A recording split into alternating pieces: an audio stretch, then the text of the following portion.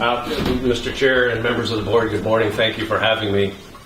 Let me start by saying what a pleasure it is to be back in the Centre where so many exciting, innovative ideas were hatched, produced and presented over the years. And I want to begin by thanking Chris and Frank for their very kind invitation and far too generous introduction. I'm going to start with a caveat, if you wouldn't mind. I hope you'll understand that the sentiments that I expressed this morning are mine and mine alone, and that what I share with you today ought not to be taken as the views or opinions of my colleagues or the court as a whole. I'm going to begin by sharing with you a little secret. That is that when Frank and Val Payne, the former president of the Chamber of Commerce in Halifax, came to me 12 years ago, and I can't believe it was 12 years ago, to ask me to consider joining the board, I hesitated. I was caught off guard and taken by surprise by their invitation, and frankly wanted to spend some time thinking about it, so I did. And the reason wasn't out of any concern about the mandate or the makeup of CCEPA, because notions involving morality and justice and ethics have really been part of my DNA since I was a teen. But rather it's just my cautionary nature when it comes to matters involving the judiciary. And over the years when I speak to people, I try to emphasize the impartiality and independence of Canada's judiciary, not as being a perk of office, but rather as a matter of grave public interest. And those two notions, judicial impartiality and independence, are a cornerstone of Canada's democracy, and really a constitutional guarantee available to all Canadians under our charter. And joining boards is not something judges tend to do. When lawyers are appointed as judges, they give up positions on boards. They relinquish those responsibilities by choice and by custom. And so I wanted to make sure that if I joined this board, there'd be no blowback on my court or the institution of judging or me personally. And after further discussions with Val and Frank and other members of the board, I came to the quick conclusion that CCEPA is a board like no other. And I can tell you, quite frankly and honestly, that accepting the position, accepting the invitation, was one of the most gratifying decisions that I have made in public life. And so when over the vacation I started to think about what it was I wished to say to you this morning, my thoughts and memories of CCEPA came down to about three things. First of all, the importance of CCEPA as an institution of learning in really quite a unique field of knowledge. And second, the amazing and special niche CCEPA has been able to carve out in this community. And lastly, the impact, and I say it's a huge impact that CCEPA has had on the constituents that it has endeavored to reach. And it seemed to me that those three facets of my memory of the 6 years that I was able to spend at CCEPA, unfortunately your constitution only permits 2 3-year terms, so at the end of that 6-year period I had to leave the table, as it were. But it seemed to me that the three facets that I've just identified could be best explored under the title that I conceived, Why CCEPA Matters, and I can tell Frank and Chris that I've actually modified that title a bit because I thought about it further, and so I've added 3 words to it, and that is Why CCEPA Matters More Than Ever, which now brings me to the subject that I want to address with you this morning. And it is this, that CCEPA is all about ethics, and in order to understand why CCEPA matters, we first have to be able to articulate why ethics matter. And I hope to do that by addressing 3 discrete propositions with you this morning. The first, that the public has a need for respectful discourse.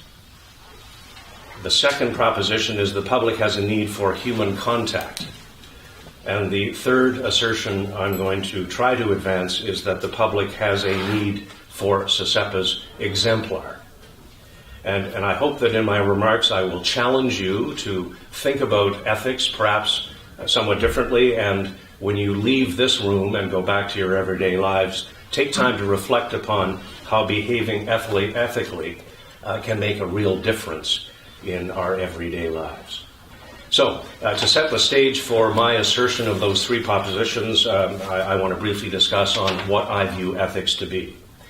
There are countless definitions of ethics. If you asked a theologian or an atheist or a Marxist or an anarchist or a Buddhist or a Christian or a Muslim, the answers might be quite different. But to me, and for our purposes this morning, I think perhaps the simplest and yet most complete definition of ethics comes if we look back to the ancient Greeks. And the ancient Greeks called ethics a virtue, a branch of knowledge that defines and recommends concepts of right and wrong. A virtue that defines and recommends concepts of right and wrong. And if we think of ethics in that way, as a set of precepts and norms and values that are formed over time to assist us in distinguishing between right and wrong, then, in my view, we begin to see that ethics cannot be about self. One can be honest with oneself, but I say to you it would be illogical to suggest that each of us should be ethical to our own self.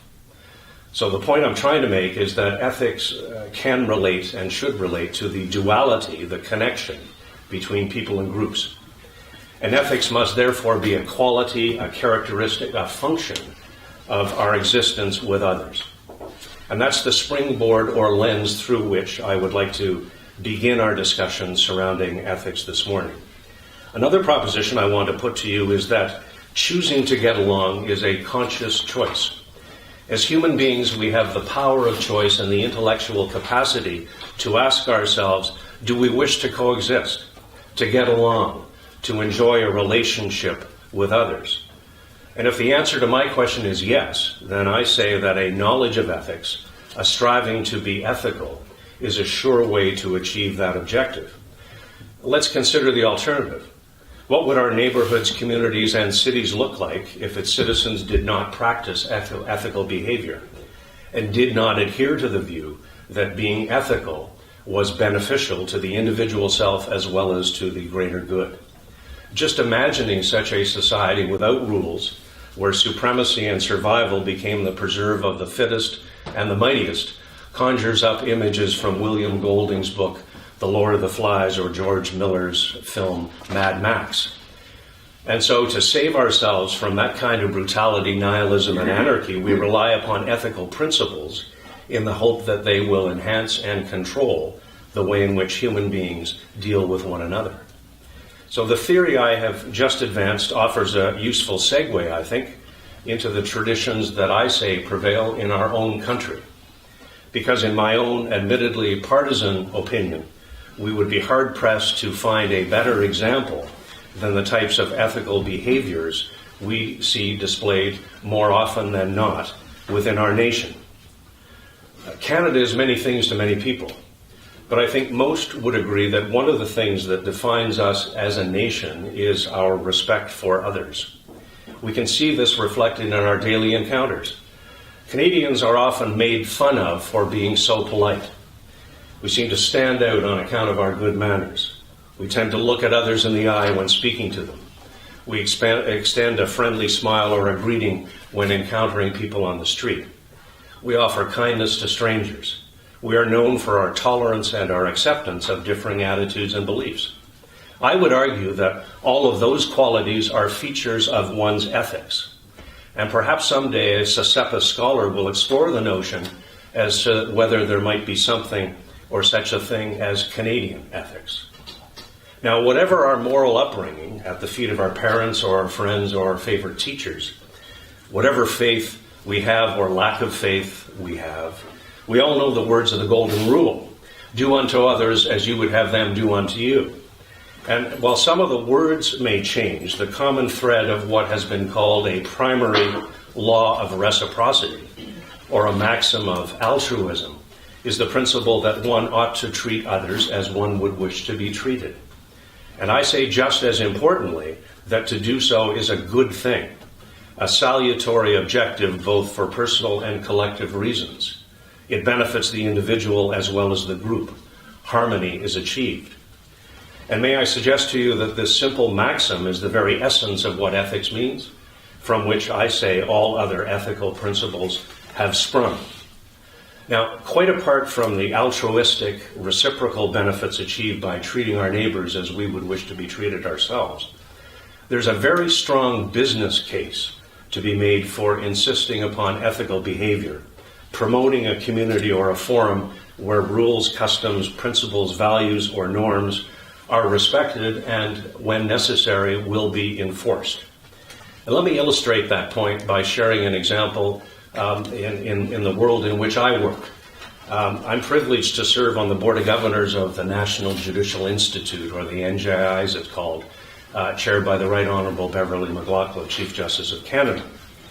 And I want to describe the recent experience of the NJI, and going back more than 30 years, as to the number of educational visits Canadian judges have made to third world countries or other places around the globe that do not have or are simply just developing their own independent, impartial judiciaries.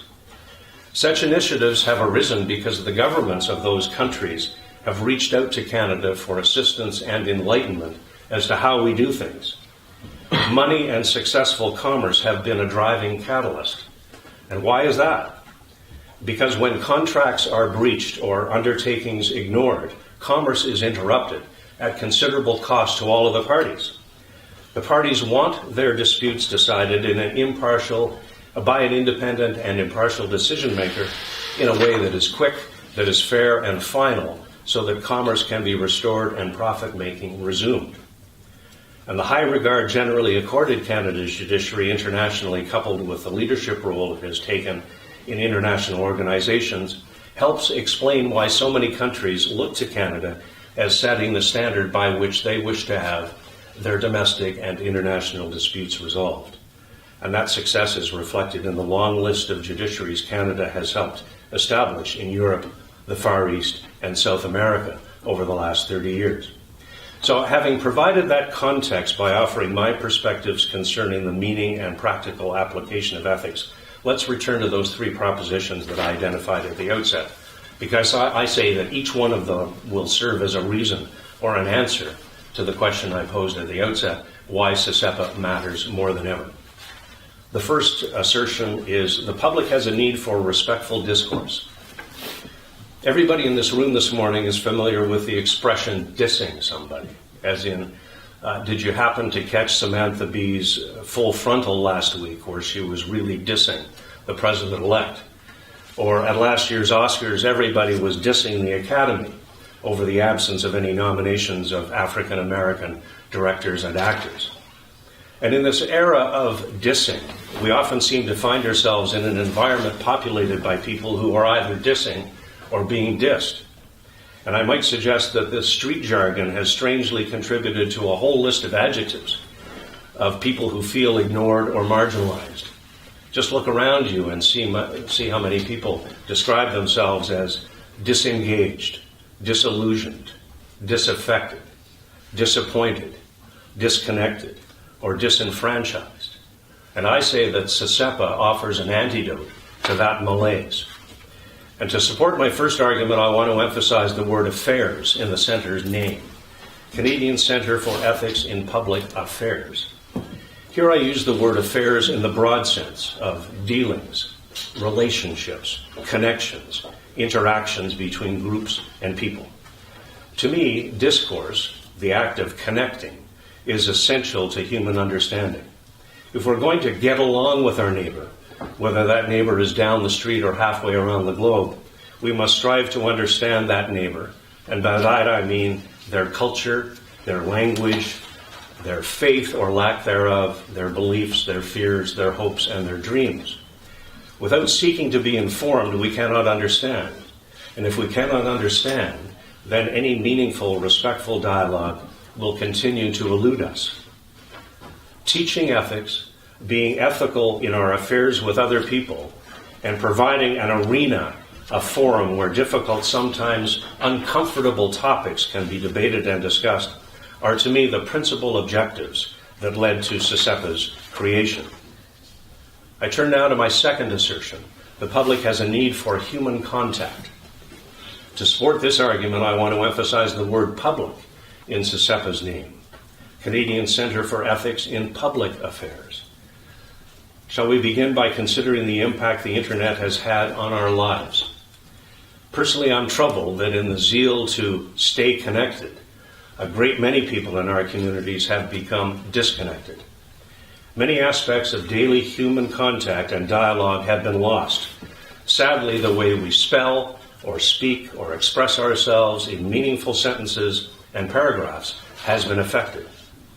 We're all familiar with the harm and devastation caused by cyberbullying trolls who lurk in the weeds under the bridges of the web, hidden in the darkness of anonymity that the internet provides. Or the new normal where it seems that facts are never authenticated and rumors, exaggerations, and lies are accepted as truths.